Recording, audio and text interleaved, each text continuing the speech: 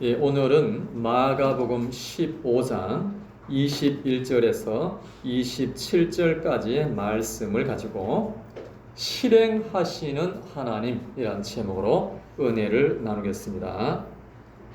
첫 번째, 하나님이 용서하십니다. 미국에서 있었던 일인데요. 인품이 훌륭한 한 아버지가 계셨습니다. 그런데 이 아버지에게는 다 큰 두 아들이 있었습니다.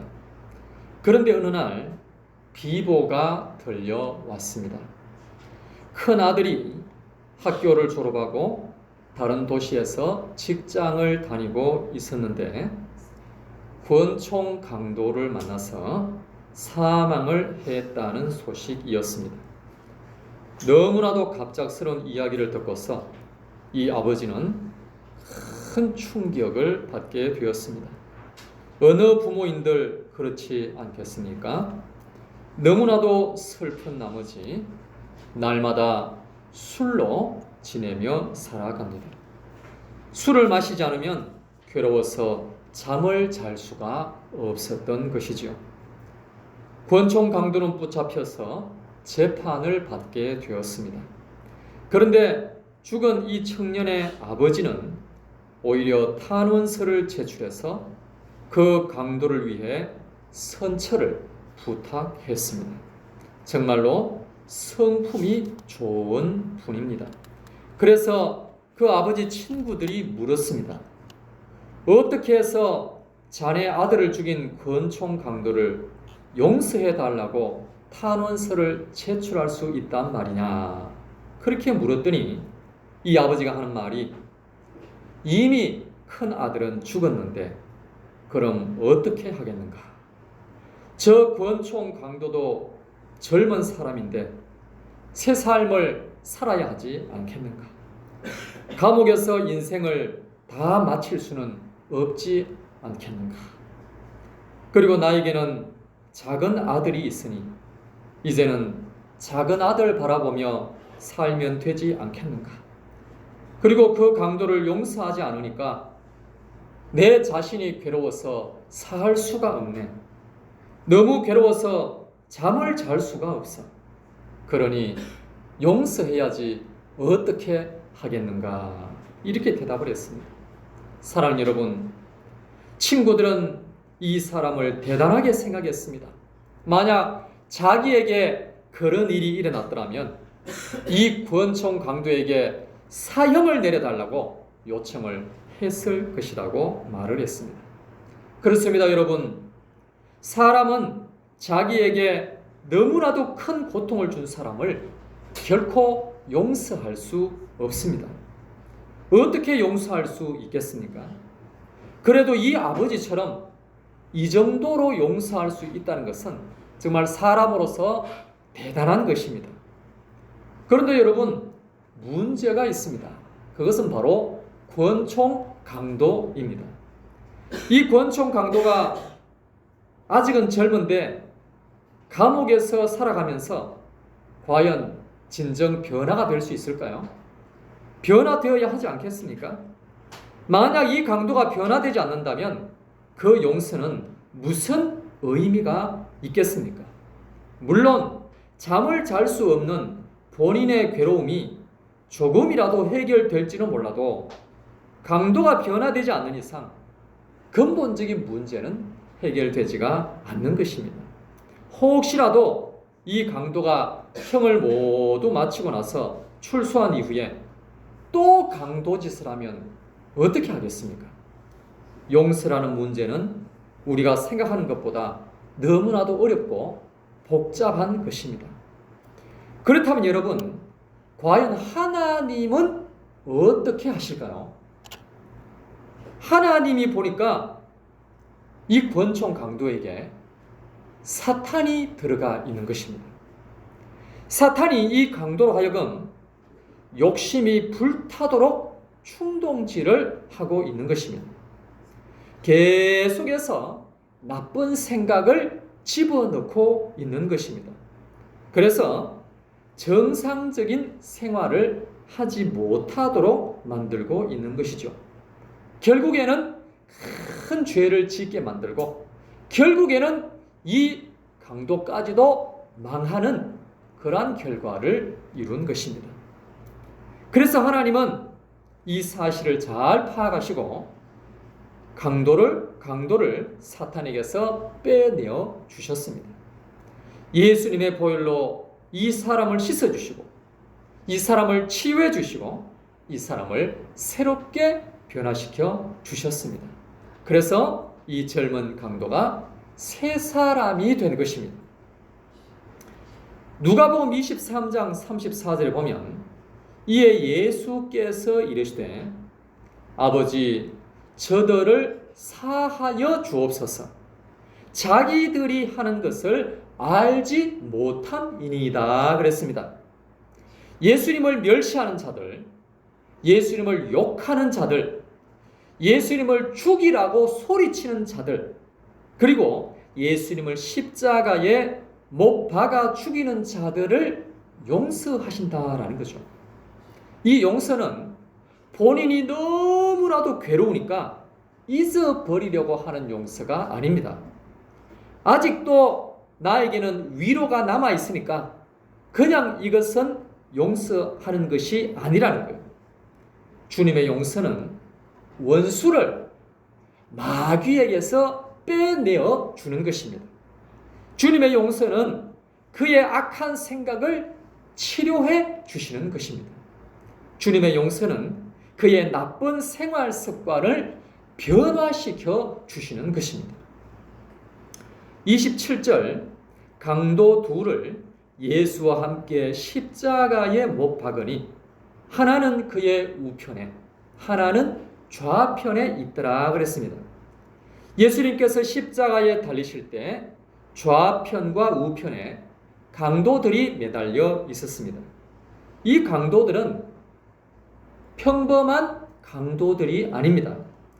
십자가 사형을 받을 만큼 극악무도한 강도들입니다. 그런데 한 강도가 예수님께 자신을 부탁합니다. 그랬더니 예수님께서 이 강도에게 은혜를 베풀어 주십니다. 구원을 주십니다. 낙원을 주십니다. 사랑하는 여러분, 진정한 용서는요, 그 사람을 치료하는 것이며 구원을 주는 것이며 천국을 주는 것입니다. 그러므로 예수님의 용서가 진정한 용서가 되는 것입니다. 반면에 사람의 용서는 진정한 용서가 될 수는 없습니다. 사람의 용서는 원수를 변화시키는 것이 아니라 오히려 자기 자신에게 초점이 맞춰져 있는 것입니다. 그러나 하나님의 용서는 원수에게 초점이 맞춰져 있는 줄로 믿습니다. 사랑하는 여러분, 하나님은 죄 많은 우리를 용서하신 줄로 믿습니다. 그냥 우리 죄를 잊어버리는 정도가 아니라 우리를 모든 죄에서 구원해 주신 줄로 믿습니다. 그리고 우리를요 치료해 주셨다는 거예요. 그리고 우리에게 천국을 선물로 주신 줄로 믿습니다. 그러므로 날마다 이 놀라운 용서의 은혜를 누리는 우리 모두가 될 수 있게 되기를 간절히 바랍니다. 한번 큰 소리로 따라 하시겠습니다. 하나님이 용서하십니다. 우리 가슴에 손을 얹으시고 하나님이 나를 용서하십니다. 믿습니까? 믿는 자에게 그러한 은혜가 임할 줄로 믿습니다. 두 번째로는 하나님이 견인하십니다. 21절을 보시면 마침 알렉산더와 루포의 아버지인 구레네 사람 시몬이 시골로부터 와서 지나가는데 그들이 그를 억지로 같이 가게 하여 예수의 십자가를 지우고 그랬습니다. 시골에 살던 구레네 사람 시몬이 예루살렘으로 올라왔습니다. 여기서 두 아들 알렉산더와 루포의 이름까지 나오는 것은 이들이 중요한 사람들이기 때문에 그렇습니다. 나중에는 루포라는 이름이 성경에도 나오게 됩니다. 그런데 예수님께서 십자가를 지고 올라가시는데 이미 채찍을 많이 맞으시고 피를 많이 흘리셔서 힘이 다 빠져버렸습니다. 그래서 그 무거운 십자가를 지고 올라가는데 넘어질 수밖에 없는 거죠. 예수님은 수도 없이 넘어지셨습니다. 그래서 로마 군병이 보니까 안 되겠다 싶어서 마침 그 옆을 지나가는 이 구레네 사람 시몬에게 예수의 십자가를 대신 지고 저 위에까지 올라가라고 지시를 내렸습니다. 사랑하는 여러분, 그러면 이 구레네 사람 시몬의 신앙이 좋을까요? 어떨까요? 아마도 신앙이 좋은 사람은 아니었던 것 같습니다. 왜냐하면 그 예수님의 십자가를 억지로 지고 올라갔기 때문에 그렇습니다. 물론 다른 사람 같아도 기쁨으로 즐겁게 그 십자가를 지고 올라가지는 않았을 것입니다. 어쨌든 이 구레네 사람 시몬이 신앙이 좋은 사람이라고 볼 수는 없는 것이죠. 로마서 16장 13절을 보시면 주 안에서 택하심을 입은 루포와 그의 어머니에게 문안하라. 그의 어머니는 곧 내 어머니니라 그랬습니다. 사도 바울이 고백하기를 루포와 그의 어머니는 참 귀한 분들이다 라고 합니다. 그의 어머니는 나의 어머니다 라고 하면서 그들을 인정하는 말을 했던 것이죠. 아마도 사도 바울이 힘들고 어려울 때 바울을 많이 도와주고 기도를 많이 해 주었을 것입니다. 이것을 볼 때 루포와 그의 어머니는 참으로 신앙이 좋은 분이라고 볼 수가 있는 것입니다. 그런데 여러분, 바로 여기 나오는 루포는 조금 전에 보았던 본문 21절에 나오는 구레네 사람 시몬의 아들 루포입니다. 그리고 루포의 어머니는 구레네 사람 시몬의 아내입니다. 그렇다면 여러분, 이들이 어떻게 해서 이렇게 신앙이 좋은 사람으로 변화되었을까요? 예수님이 골고다 언덕길을 올라가실 때 구레네 사람 시몬은 그 십자가를 억지로 지고 올라갔습니다. 로마 군사가 칼을 들고 지시를 하니까 그 지시를 따르지 않을 수가 없는 것이죠. 그런데 나중에는 어떻게 해서 사도 바울을 잘 돌보고 복음 전파에 크게 쓰임받는 일꾼이 되었을까요? 그것은 다름 아닌 하나님께서 이들에게 은혜를 주셨기 때문입니다. 하나님께서 이들을 이끌어 주셨기 때문입니다. 즉 견인해 주셨다라는 말씀입니다. 그리고 하나님이 또 견인해 준 사람이 있습니다. 그 사람이 누구냐 하면 바로 백부장입니다. 마가복음 15장 39절을 보시면 예수를 향하여 섰던 백부장이 그렇게 숨지심을 보고 이르되 이 사람은 진실로 하나님의 아들이었도다 그랬습니다. 사랑하는 여러분, 이 백부장이 누굽니까? 이 백부장은요, 일반적인 백부장이 아닙니다. 예수님에게 사형 선고가 내려졌는데 그 이후에 예수님의 사형을 집행한 바로 그 집행관입니다. 그러니까 예수님을 십자가에 못 박아 죽이는 현장의 책임자라는 것입니다. 그러니까 자기의 지시에 따라서 군사들이 이 예수님을 붙잡아 갖고 십자가에 못 박고 거기에서 죽을 때까지 지키고 있었고 그 현장의 총 책임자가 이 백부장이라는 것입니다.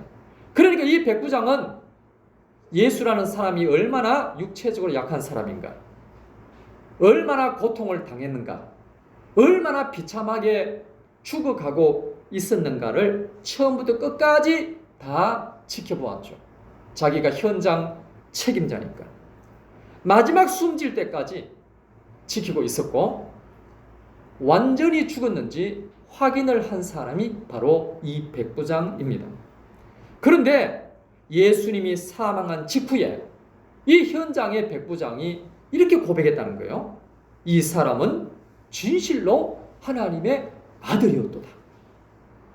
사랑하는 여러분, 어떻게 해서 이 로마 백부장이, 그것도 예수님을 십자가에 못 박는 그 집행관이 이 사람은 진실로 하나님의 아들이었도다, 이렇게 말할 수가 있었을까요? 예수님은 거기에서 순한 양처럼 죽어버렸는데 말입니다. 그 주위에 있던 세상 사람들은 예수님이 비참하게 죽었으니까 그는 그리스도가 될 수가 없다라고 다들 생각했습니다. 그런데 백부장은 예수님을 죽인 장본인인데도 어떻게 그가 그리스도라고 생각할 수 있었을까요? 그것은 바로 하나님께서 이 백부장에게 은혜를 베푸셨기 때문입니다. 이 백부장을 이끌어 주셨고 견인해 주셨기 때문이라는 거죠. 이 백부장을 구원으로 이끌어 주었고 영생으로 이끌어 주었고 천국으로 이끌어 주셨기 때문입니다. 사랑하는 여러분, 차가 고장나면 전화를 해서 견인차를 부릅니다. 그러면 견인차가 금방 와서 이 고장난 차를 끌고 갑니다. 그리고 고쳐서 새롭게 만들어 주죠. 사랑하는 여러분, 하나님은 바로 이 견인차처럼 로마 백부장을 견인해 주셨다라는 거죠. 구레네 사람 시몬과 그의 아내와 아들들을 견인해 주었다는 겁니다. 그 하나님은 오늘 우리를 견인해 주신 줄로 믿습니다. 그 하나님은 바로 우리를 구원으로 이끌어 주신 줄로 믿습니다. 영생으로 견인해 주셨고 천국으로 견인해 주신 줄로 믿으시기를 바랍니다. 그래서 우리가 지금 이 자리에까지 나오게 된 줄로 믿으시기를 바랍니다. 그래서 우리가 새 사람으로 변화된 줄로 믿습니다. 그러므로 오늘 이 자리까지 견인해 주신 주님께 날마다 감사와 찬양을 올려드리는 우리 모두가 될 수 있게 되기를 간절히 바랍니다. 우리 한번 큰 소리로 따라 하시겠습니다. 하나님이 견인하십니다. 가슴에 손을 얹으시고요. 하나님이 나를 견인하십니다. 믿습니까? 마지막 세 번째로 하나님이 실행하십니다. 마가복음 15장 43절을 보시면 아리마대 사람 요셉이 와서 당돌이 빌라도에게 들어가 예수의 시체를 달라 하니 이 사람은 존경받는 공회원이요 하나님의 나라를 기다리는 자라 그랬습니다. 여기 나오는 아리마대 사람 요셉은 부자입니다. 소위 말해서 유지라는 거죠. 그리고 존경받는 공회원이라고 했습니다. 즉 우리나라로 말할 것 같으면 존경받는 국회의원이다 이 말입니다. 일반 국회의원이 아니라 아마 당수 정도 되든지 국회의장 정도 그 정도 아마 될 것 같습니다. 그러므로 상당한 권력과 세력이 있는 사람이라는 의미입니다. 그리고 하나님의 나라를 기다리는 자라 그랬습니다. 그러니까 아리마대 사람 요셉은 국회의원이면서도 신앙이 좋은 사람이다라는 의미이지요. 그런데 이 아리마대 사람 요셉이 공회원의 자격으로, 즉 국회의원의 자격으로 본디오 빌라도 총독에게 가서 예수님의 시체를 달라고 요청했습니다. 아마 일반인이 가서 요청했으면 당연히 주지 않았을 겁니다. 그런데 이 사람에게 권세가 있으니까 총독도 이 사람에게 예수님의 시신을 내어 주었습니다. 그리고 이 아리마대 사람 요셉은 자기가 소유하고 있던 무덤에다가 예수님의 시신을 모시게 되었습니다. 그런데 아리마대 사람 요셉은 구약에서 이미 예언된 사람입니다. 이사야 53장 9절에 보면 그는 강포를 행하지 아니하였고 그의 입에 거짓이 없었으나 그의 무덤이 악인들과 함께 있었으며 그가 죽은 후에 부자와 함께 있었도다 그랬습니다. 우리가 일반적으로 생각할 때 예수님은 항상 가난한 자와 함께 있었는데 왜 죽은 후에는 부자와 함께 있는가라고 생각할 수 있겠지만 이것은 바로 그리스도가 오셔서 죽으신 이후에는 바로 오늘 본문 43절에서 말하는 아리마대 사람 요셉과 함께 한다라는 의미입니다. 아리마대 사람 요셉이 소유하고 있는 그 무덤에 메시아의 시신이 안치될 것이다. 그러한 예언이 되겠습니다. 그러니까 구약 성경에 예수님에 대해서 얼마나 자세하게 예언되어 있느냐라는 거죠. 그리고 그 예언된 것들은 하나도 빠짐없이 다 성취가 되었다라는 의미입니다. 사랑하는 여러분, 하나님은 참으로 섬세하신 분이십니다. 하나님은 어떤 일을 행하실 때 반드시 먼저 계획하시고 이후에는 그것을 반드시 실행을 하시는 분이십니다. 결코 그냥 어떤 일을 행하시는 법이 없는 분이십니다. 그 계획에 따라서 아리마대 사람 요셉은 하나님의 이끌림을 받게 되었고 그래서 예수님의 시체를 자기 소유의 무덤에다가 모시게 되었다라는 것입니다. 사랑하는 여러분, 하나님은 영원 전부터 우리를 구원하실 것을 다 계획하신 줄로 믿습니다. 우리를 치유하시고 우리를 회복시키실 것을 다 계획하셨다라는 겁니다. 앞으로도 우리를 향한 하나님의 계획이 많이 남아있는 줄로 믿습니다. 그래서 우리를 어떻게 축복하실지 또한 우리를 어떻게 사용하실지 기대할 수 있기를 바랍니다.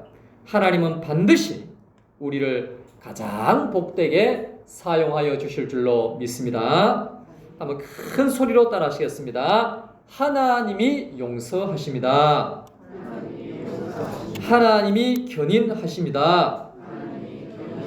하나님이 실행하십니다. 있습니까? 이 시간 다 같이 통성으로 기도하겠습니다. 기도하실 때 하나님, 우리의 모든 죄를 용서하여 주시옵소서. 우리를 가장 복된 길로 인도하여 주시옵소서. 우리를 향한 주님의 놀라운 계획을 반드시 실행하여 주시옵소서. 그리할 때 은혜 받고 변화받아 더 귀하게 쓰임받은 일꾼이 다 되게 하여 주시옵소서라고 다 같이 주여 한번 외치고 통성으로 기도하겠습니다. 주여